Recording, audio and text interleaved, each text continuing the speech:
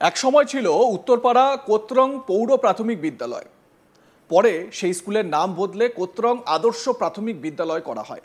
সেই স্কুল কয়েক বছর আগে বন্ধ হয়েছে পড়ুয়ার অভাবে। স্কুল ভবনটি ভেঙে ফেলা হচ্ছে, যা নিয়ে রাজনৈতিক তরজা শুরু হয়েছে। বিজেপির ইন্দ্রনীল দত্তের অভিযোগ, হীরক রাজার মতো রাজত্ব চলছে।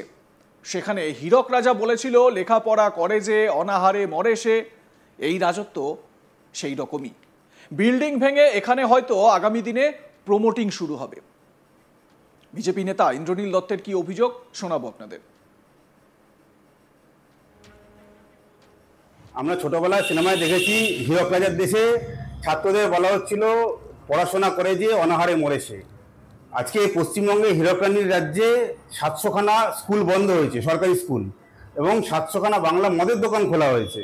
এবং সারা পশ্চিমবঙ্গে যে শিক্ষার ব্যবস্থা, ছাত্রদের ভবিষ্যৎ এই সরকার শেষ করে দিচ্ছে। তার জন্য এই স্কুল ভেঙে দিচ্ছে, এই প্রমোটিং রাজ শুরু হচ্ছে। এই আগামী দিনে দেখবো স্কুলটা ভাঙা হচ্ছে এবং বৃহত্তর বিল্ডিং তৈরি হবে, প্রমোটার রাজ এখানে দেখা যাবে। অতএব সাধারণ মানুষ দেখছে পশ্চিমবঙ্গের কি অবস্থা। পশ্চিমবঙ্গের সাধারণ মানুষ, এখানে চাকরি নেই, চাকরির জন্য ভিন রাজ্যে পাড়ি দিতে হচ্ছে। অতএব মানুষ দেখছে আগামী দিনে যথাযথ জবাব দেবে। হুগলি জেলা পরিষদের শিক্ষা কর্মাধ্যক্ষ সুবীর মুখোপাধ্যায় বলেন, দীর্ঘদিন ধরে স্কুলটিতে পড়ুয়া ছিল না, যার জেরে স্কুলটির ভগ্নদশা ছিল। অনেকে জবরদখল করার চেষ্টা করছিল। সঙ্গত কারণে পুরসভা স্কুলটি ভেঙে দিয়েছে। সাংসদ কল্যাণ বন্দ্যোপাধ্যায়ের উন্নয়ন তহবিলের টাকা বরাদ্দ হয়েছে, নতুন করে আবার স্কুল ভবন তৈরি হবে। নতুন করে শিক্ষার বিস্তার করার ভাবনা ভাবছে পুরসভা। এর মধ্যে অন্যায়টা কোথায়? বিরোধী দলের লোকেরা অন্যায়ভাবে স্কুলটাকে দখল করতে চাইছিল বলে বোধহয় তাদের স্বার্থে আঘাত লেগেছে। শিক্ষা কর্মাধ্যক্ষ সুবীর মুখার্জির কি দাবি শোনাবো আপনাদের। দীর্ঘ 20 বছর ধরে স্কুলটিতে কোনো ছাত্রছাত্রী ছিল না, আমি যতদূর জেনেছি, এবং যার ফলে ওই বিল্ডিংগুলো ভগ্ন অবস্থায় ছিল এবং সেখানে বিভিন্ন রাজনৈতিক দল লোকেরা মালিকানা সৃষ্টির চেষ্টা করেছিল এবং তাদের কর্তৃত্ব প্রতিষ্ঠার চেষ্টা করেছিল। সেই সঙ্গত কারণে সেই পৌরসভা সেই স্কুলটাকে ড্যামোলিশ করে সেখানে আমাদের মাননীয় সাংসদ কল্যাণ বন্দ্যোপাধ্যায় তার সাংসদ উন্নয়ন তহবিল হইতে ওই স্কুলে নতুন বিল্ডিংয়ের জন্য টাকা বরাদ্দ করেছেন এবং এই বিল্ডিংটি নতুন করে তৈরি করে পৌরসভা নতুন আঙ্গিকে, নতুন ভাবনায় আবার শিক্ষার বিস্তার করতে চাইছে। তাই এর মধ্যে অন্যায়টাই বা কোথায়, আর এখানের মধ্যে শিক্ষা ধ্বংস করার প্রবণতাই বা কোথাও খুঁজে পাচ্ছি না। বিরোধী দলের লোকেরা অন্যায়ভাবে ওই স্কুলটাকে জবরদখল করে রেখেছিল, জবরদখল মুক্ত হচ্ছে, তাই মনে হয় তাদের স্বার্থে আঘাত করেছে। আর উত্তরপাড়া গার্লস স্কুলের ব্যাপারে যেটা বললেন, সেই উত্তরপাড়া গার্লস স্কুল আমাদের পশ্চিমবঙ্গ সরকারের যিনি শিক্ষা দপ্তর দ্বারা পরিচালিত হয়, ওই স্কুলের একটা বিল্ডিং, সেই বিল্ডিংটা তৈরি হয়েছে, কিছুটা অংশ বাকি আছে। উত্তরপাড়া পুরসভার চেয়ারম্যান দিলীপ যাদব জানান, আরও ভালো কিছু পরিকল্পনা আমাদের আছে। নিশ্চিতভাবে আরও কিছু সময় গেলে শহরের মানুষ সেটা জানতে পারবেন। স্কুলের প্রাক্তনী তপন সাঁপুই বলেন, আমি এই স্কুলে পড়াশোনা করেছি। একটা সময় অনেক ছাত্রছাত্রী ছিল। স্কুলের সঙ্গে অনেক স্মৃতি জড়িয়ে রয়েছে আমার মতো এলাকার অনেকেরই। স্কুলটি ভেঙে ফেলায় দেখে খারাপ লাগছে। কী কারণে ভেঙে ফেলা হচ্ছে সেটা বলতে পারবো না। স্কুলের প্রাক্তনী তপন সাঁপুই কি বলছেন শুনুন। একটা সময় স্কুল এই কোদরং অঞ্চলে একটা নামকরা স্কুলই এখানে ছিল। আমিও ছোটোবেলায় স্কুলে পড়াশোনা করেছি, ক্লাস 4 পর্যন্ত পড়ার পর তখন আমি তারপর শিফটিং হই হাই স্কুলের সাথে। তো একটা সময় এই স্কুলে প্রায় 600 থেকে 700 স্টুডেন্ট ছিল প্রায়।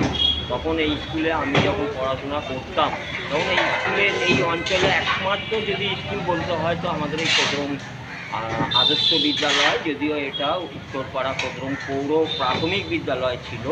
সেই সময় এই স্কুলে অনেক স্মৃতি আমার জড়িয়ে আছে থাকা সত্ত্বেও এখন ইদানিংকালে বর্তমানে দেখছি যে স্কুলটা বেশ 10 থেকে 12 বছরের মতন বন্ধ হয়েছিল, বা তারও কম বেশি আনুমানিক আমার ধারণা। কিন্তু পরবর্তীকালে দেখা যাচ্ছে যে ইদানিংকালে মানে বর্তমান সময়ে এই স্কুলটা বন্ধ হয়ে গেছে। স্কুল বন্ধ হওয়ার পর এখন এই মাঝখানে ধরে দেখি স্কুলটা ভাঙা হয়েছে। বহু স্মৃতি জড়িয়ে স্কুলের সাথে ভেঙে ফেলা হলো, স্কুলটা খারাপ লাগছে, ভীষণ খারাপ লাগছে। কেননা একটা শিক্ষা জায়গা, একটা শিক্ষা প্রতিষ্ঠান, সেই জায়গায় যদি ভেঙে দেওয়া হয়, সেক্ষেত্রে তো মানে অনেকটাই, যেহেতু আমি ওতপ্রোতভাবে জড়িয়ে আছি, সেই হিসেবে তো আমার তো অবশ্যই খারাপ লাগবে। শুধু কোতরং পৌর প্রাথমিক বিদ্যালয়ই নয়, সারা রাজ্য জুড়ে এরকম ৮,২০৭টি প্রাইমারি এবং সেকেন্ডারি স্কুল বন্ধ হয়ে গিয়েছে। এবং সেখানে বলা হচ্ছে, সরকারি ডেটা বলছে যে কোথাও যে ৩০ জন স্টুডেন্ট, তারও কম, ৩০ বা তারও কম ছাত্র, সেই ছাত্র সংখ্যা নিয়ে স্কুলটা চলছিল। কোনো কোনো স্কুলে প্রবল অর্থাভাব, যেই কারণে স্কুল পরিচালনা করা যাচ্ছিল না। এই ধরনের সমস্যার জন্য ভাবতে পারছেন ৮,২০৭টি স্কুল আমাদের পশ্চিমবঙ্গের বিভিন্ন জায়গায় প্রাইমারি এবং সেকেন্ডারি স্কুল বন্ধ হয়ে গিয়েছে। এটা পশ্চিমবঙ্গ সরকারেরই ডেটা। তো স্কুল যে বন্ধ হচ্ছে, সেই স্কুলকে রেনোভেট করার ব্যবস্থা করা যেতে পারত। সেই স্কুলকে পুরো ভেঙে ফেলার কি দরকার পড়লো? সেই স্কুল ভবনটা কি একেবারে জরাজীর্ণ ছিল? এটাও একটা ব্যাপার। যদি জরাজীর্ণ না থাকে, মানুষের জীবনহানির আশঙ্কা না থাকে, তাহলে এই স্কুলটাকে তো একটু রেনোভেট করলে, সাজিয়ে গুছিয়ে নিলেই আবার আগের মতন করা যেত। স্কুলমুখী করার যে প্রয়াস, ছাত্রছাত্রীদের স্কুলমুখী করার প্রয়াস, সেই প্রয়াসটাও তো করা যেতে পারত, তাই না? এবার এই স্কুল ভাঙার পর কি হবে, সেটা একটা বড় প্রশ্ন। বিজেপি নেতা ইন্দ্রনীল দত্ত ঠিক সেই প্রশ্নগুলোই তুলছেন। কি বলছেন তিনি, শুনুন। আমরা ছোটবেলায় সিনেমায় দেখেছি, হীরক রাজার দেশে ছাত্রদের বলা হচ্ছিল পড়াশোনা করে যে অনাহারে মরেছে। আজকে পশ্চিমবঙ্গে হীরক রানীর রাজ্যে 700খানা স্কুল বন্ধ হয়েছে, সরকারি স্কুল, এবং 700খানা বাংলা মদের দোকান খোলা হয়েছে। এবং সারা পশ্চিমবঙ্গে যে শিক্ষার ব্যবস্থা, ছাত্রদের ভবিষ্যৎ এই সরকার শেষ করে দিচ্ছে। তার জন্য এই স্কুল ভেঙে দিচ্ছে, এই প্রমোটিং রাজ শুরু হচ্ছে। এই আগামী দিনে দেখবো স্কুলটা ভাঙা হচ্ছে এবং বৃহত্তর বিল্ডিং তৈরি হবে, প্রমোটার রাজ এখানে দেখা যাবে। অতএব সাধারণ মানুষ দেখছে পশ্চিমবঙ্গের কি অবস্থা। পশ্চিমবঙ্গের সাধারণ মানুষ, এখানে চাকরি নেই, চাকরির জন্য ভিন রাজ্যে পাড়ি দিতে হচ্ছে। অতএব মানুষ দেখছে আগামী দিনে যথাযথ জবাব দেবে। সুবীর মুখার্জি, শিক্ষা কর্মাধ্যক্ষ, তিনি আবার পাল্টা অভিযোগ করছেন। তার বক্তব্য কি, শুনুন। দীর্ঘ 20 বছর ধরে স্কুলটিতে কোনো ছাত্রছাত্রী ছিল না, আমি যতদূর জেনেছি, এবং যার ফলে ওই বিল্ডিংগুলো ভগ্ন অবস্থায় ছিল এবং সেখানে বিভিন্ন লোক, বিভিন্ন রাজনৈতিক দল লোকেরা মালিকানা সৃষ্টির চেষ্টা করেছিল এবং তাদের কর্তৃত্ব প্রতিষ্ঠার চেষ্টা করেছিল।